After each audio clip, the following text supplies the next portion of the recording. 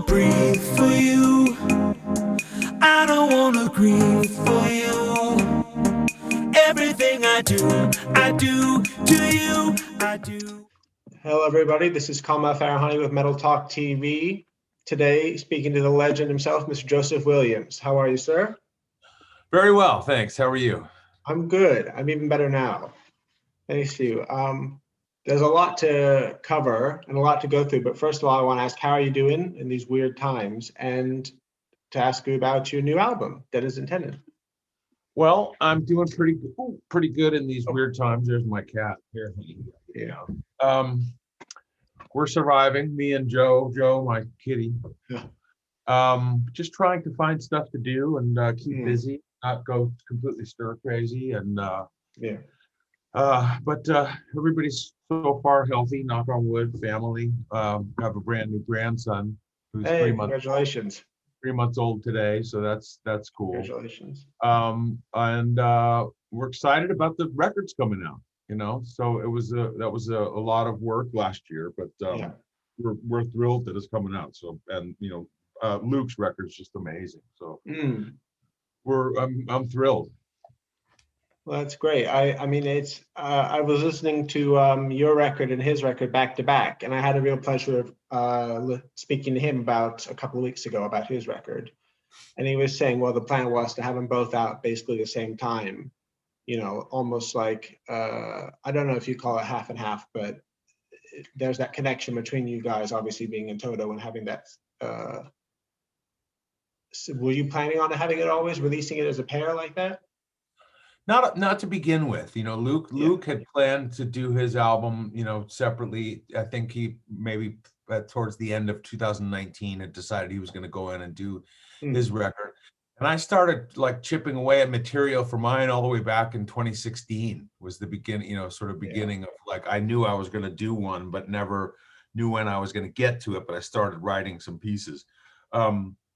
2020 became the year to work on mine because we stopped touring at the end of 2019. Yeah. I had no deal. I had no record deal. I made my record entirely on my own, you know, just on my own. So after the fact, Luke introduced me to his label.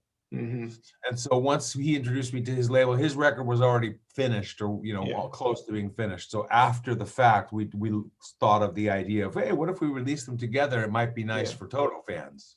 Yeah.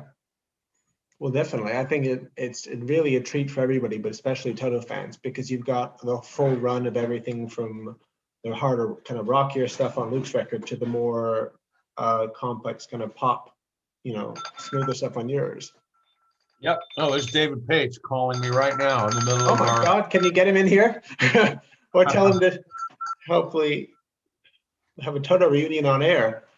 How's exactly. Yeah. No, he's let's see. Hey Dave. Hi. I'm in the middle of an interview right now. Oh, sir.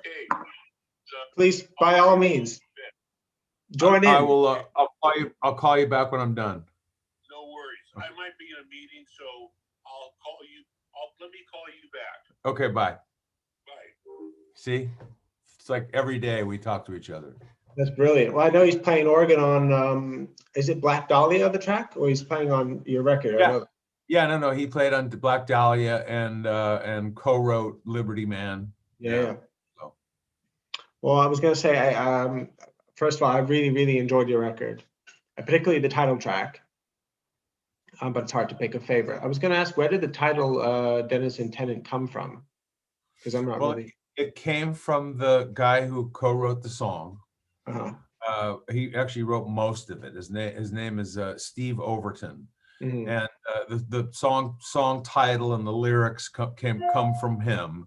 He's an amazing guitar player, bass player, and he had this quirky little 2-minute piece that was unfinished, but it was sort of the basis of the song. And then I grabbed a hold of it and worked it and turned it, made it into made a chorus and a bridge and everything, and it was called something else, but I loved the little chorus thing that he had, which was Denizen Tenant, and so it ended up being a co-write. But Denizen Tenant, in his lyric, what you know, in the context of his lyric, is like a bad roommate breakup situation. So it means the same thing twice. Yeah. Denizen and tenant means the same thing.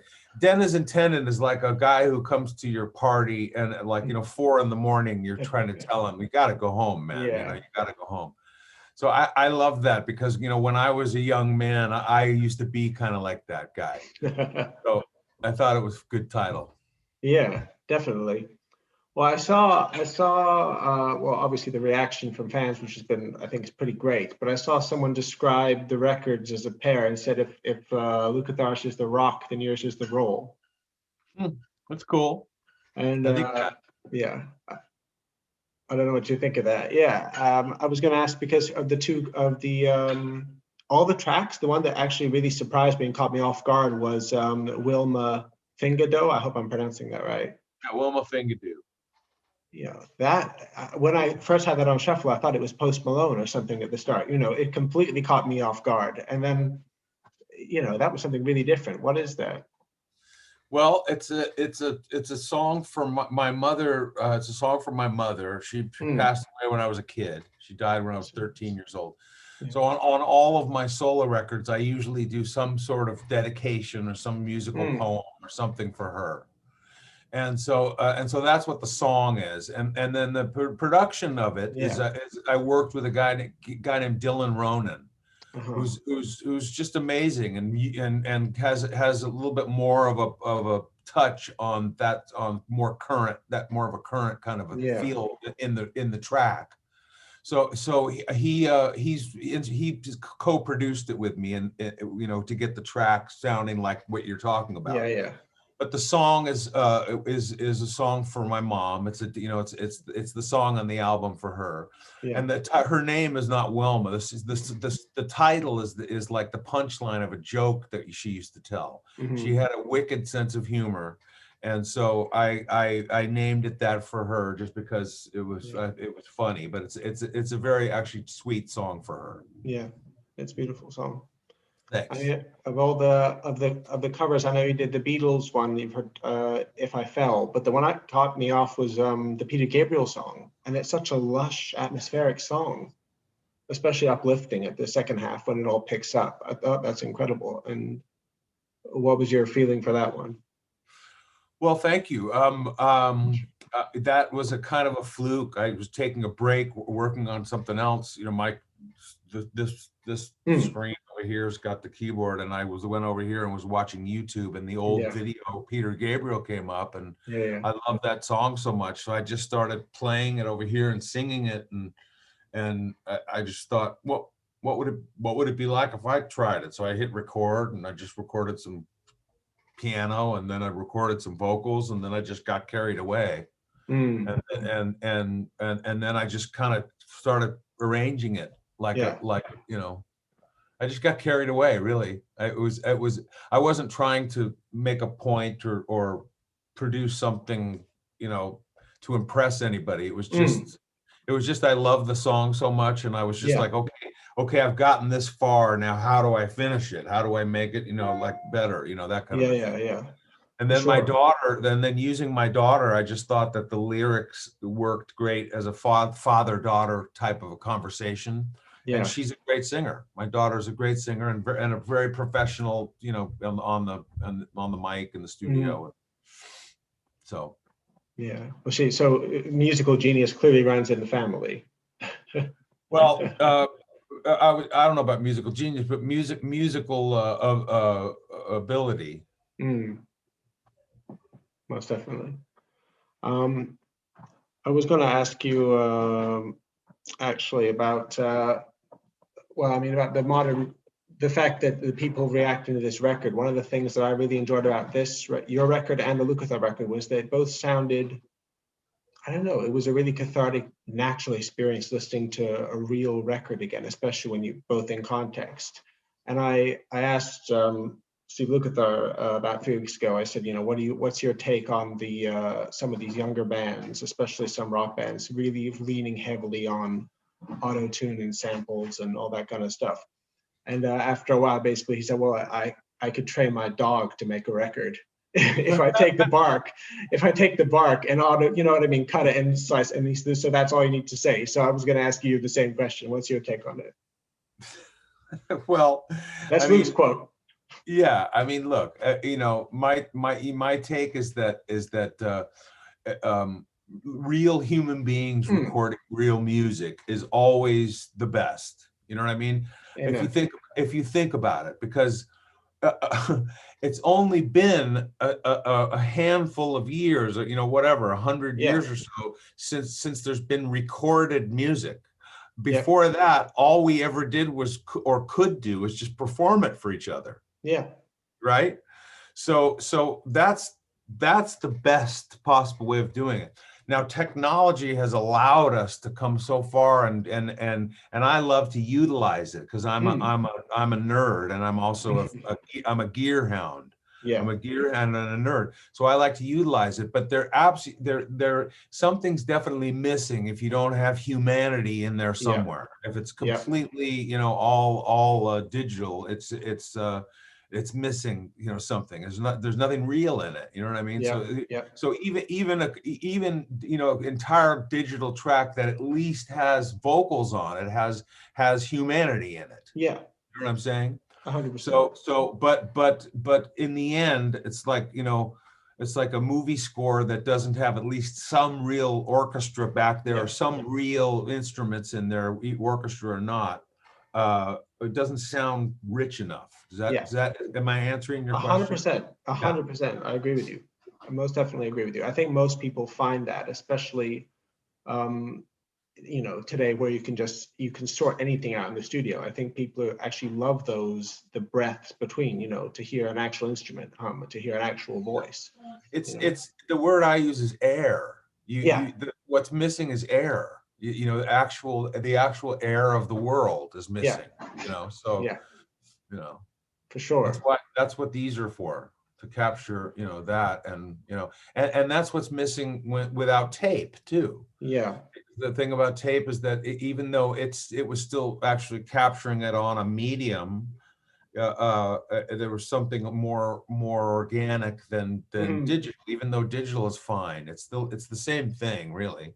I mean, but the tape captured more of the air. Yeah. You know, 100%. I mean, absolutely couldn't agree. Well, that's a perfect jumping off point. I wanted to ask you now about some of your work with Toto. Obviously, looking back from, you know, breadth and musical genius, I think no one can ever beat what Toto's done. If I ask you to pick a favorite Toto album that you've worked with or you've sang on, could you pick it? Toto tune? Yeah.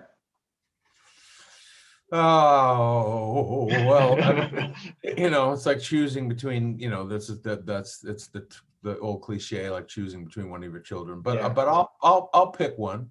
I mean, I'll pick a couple. Go for it. I mean, Pamela was a lot of fun to work on.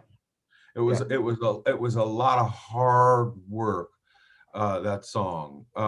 There were others during those sessions that were a lot harder, but that one sticks out because it was my tune with Dave. Yeah.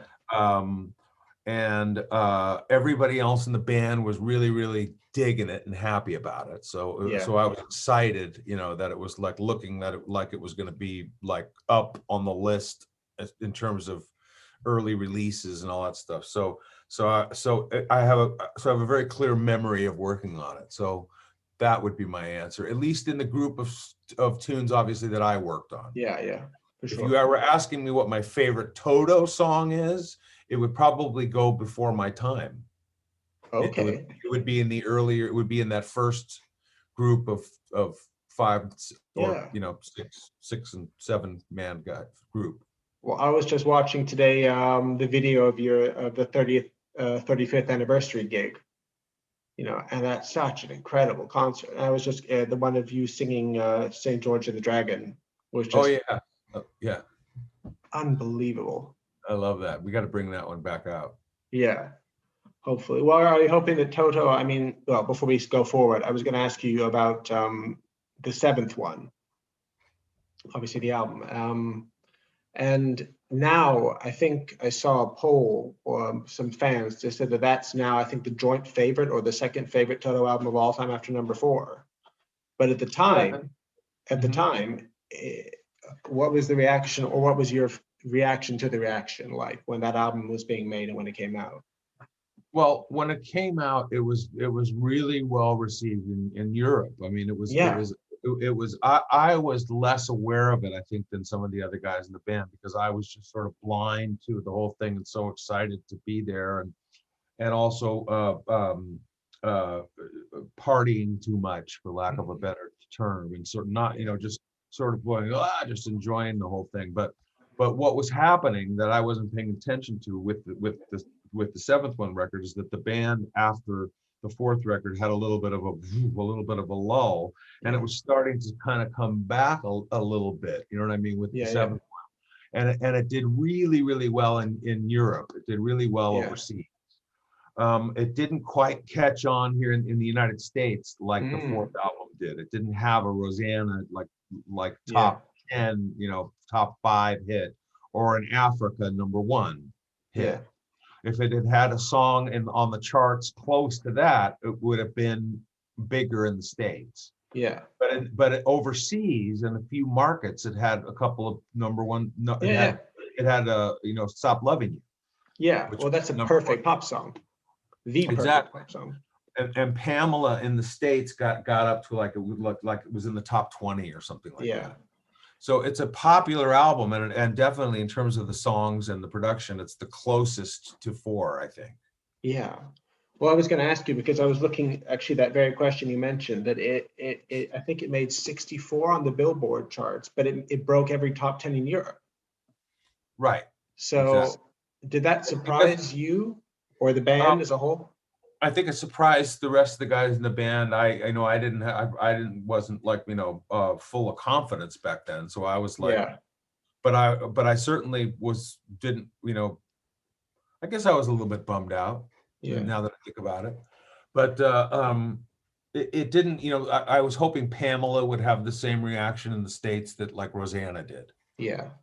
And it just didn't catch here in the States, like for instance, "Stop Loving You" did in Europe. Yeah. Meh. No.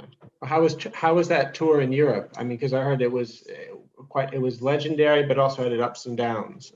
Well, it was disastrous for me. For me, the Fahrenheit tour after the first album I did with him was brilliant. It was fantastic. The work on the seventh one album was really a lot of work. Yeah. And I didn't do any prep before we went out for the tour after making the album. Yeah. I didn't do any prep at all. And I went right from like not taking care of myself to going out on the road. Yeah. And I was having trouble in rehearsals towards the end of rehearsals. Yeah. So by the time we actually got out there at the beginning of the run, I was already in trouble. And so I basically like limped my way with my voice through the whole tour. Yeah. And like literally lost my voice in a couple of very key places in a couple of key shows. And so the guys were furious. And so, and at that point with the earlier singers and those experiences, they were like, we can't have this. We have to have, we got to look again. We got to find yet another person. Yeah. And because of that, they were treating me horribly. And so I kept storming off. Yeah. And so that's why the story was, I quit, they fired me, I quit, they fired me. That's why the story was up and down. But that's what was happening. So it was only because they loved me and I loved being there. They were disappointed because I was screwing up. And I got angry because they were showing me they were pissed off. That was what it was. So the tour was disastrous. Had I prepared and been like really good on that run, I probably wouldn't have left the band. Yeah. So that's the truth of that. Well, do you think that was a blessing in disguise looking back at it now, or were you were you happy and feeling better when you came back to it all those years later? Well, it's absolutely a blessing in disguise, because if that hadn't happened, I wouldn't have my children or my grandson. I wouldn't have had a 15-year career in television and low budget film composer. Which was something that I didn't know anything about when I got into it. I don't have the training that my dad has at all. Yeah. So I basically, the person who helped me learn how to do it was Jay Gruska, who produced a couple of songs on the album, on my album. But he's a TV composer, and he showed me how to do it with gear, basically. And I did that for 15 years and had a really decent career. Yeah. I saw the Lion King was on there, wasn't it? Amongst others. The Lion King was part of career number 3, which was the big first one, which was I did session work as a vocalist. That was that stuff. What I'm talking about is after I left Toto, I worked as a composer for TV, writing scores, for television shows and low budget films. The Lion King was a vocal session that I got hired to do. Yeah. To replace the actor's voice for the singing, or not replace his voice, but do the singing parts. Because they weren't sure, they wanted the voice to sound more of a pop sounding person. Yeah. That's it. It's one of those Wikipedia fact or fiction things, but on the top of your film work, the very first one that lists is for Star Wars Episode 6, the Jabba the Hutt palace scene. Yes. You know that. So I'm a Star Wars nerd myself. I was going to ask you about that because I'm not sure anyone's ever come up with it. That is true. In the original version of Return of the Jedi, before Lucas screwed it up. Yeah, but he didn't. I don't know if he screwed it up, but he changed. He changed it because he wanted to. And the thing that my dad and I did was pretty goofy, to be perfectly honest with you. Back in both those days, my father asked me to write some words in English. Yeah. For the tune in Jabba's court. Yeah. And also some words in English for the song that the Ewoks do at the end of the movie. Oh, really? Yeah. Yeah. So I wrote some words in English and he told me right at the beginning, he said, they're going to be translated into a language that's so you're not going to hear your words, but you'll get a credit. Yeah. And I said, great, that's great. So I wrote some just lame words to go with the music, and they translated them into Snooty's language. Yeah. That scene, and also into the Yub Nub song. Those lyrics were freedom. I wrote lyrics in English, and it was freedom. It was freedom. We got freedom. Freedom. And they translated it to Yub Nub, each up Yub Nub. So that was those two original songs. The lyrics were by me.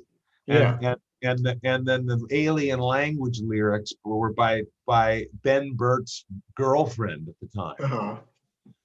Were credited to her. So that's what and then the music was my father's. And then I went up to Lucasfilm with him and did some voices for Ewoks.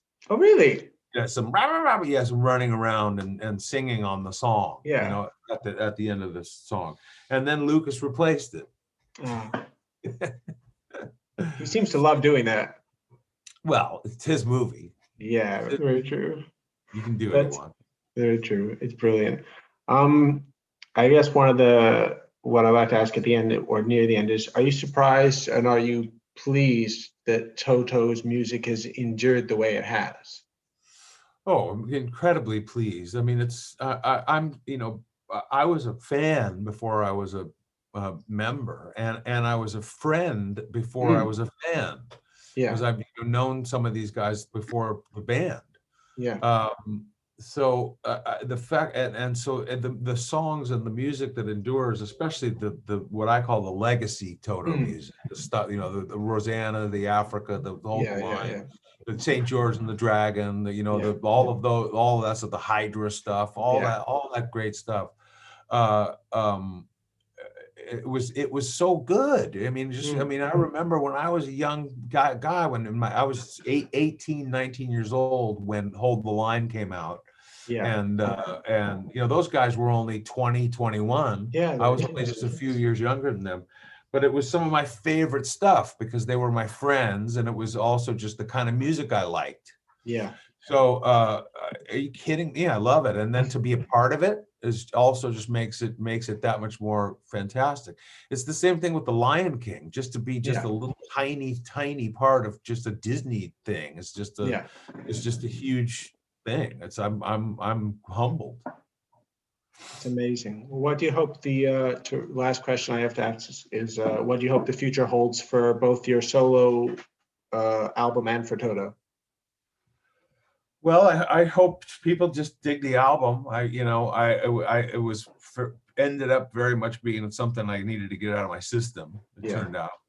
So it's no longer mine to listen to. So I hope people dig it. That's really all I can say about it in the end. It meant a lot to me while I was making it, and I still really like it. So I hope people dig it. And then as far as Toto goes, we're just waiting until we can play. You know, Luke and I are both kind of withering because we're creatures that love to get out there and play. Of course. Live. And we still just really want to do it, and we're going to. You know, we'll be back out there. We're basically just sort of, you know, waiting. You know, going like it's like waiting.